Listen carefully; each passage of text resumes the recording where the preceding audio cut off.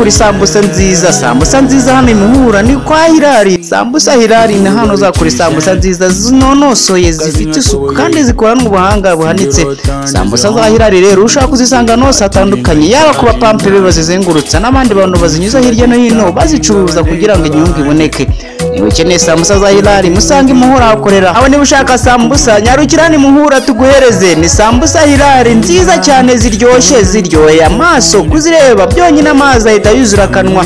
Sambusa Hilali urazisanga no satandukanye baba kuba pampe bazizengurutsa n'abandi bantu bose bazicuruza kugira ngo inyungu iboneke. Nawe rero niba ushaka sambusa nyarukiri Muhura ni hafi mu isantero zahabwirwa n'umuhumuro mwiza uzagusanga aho utuye.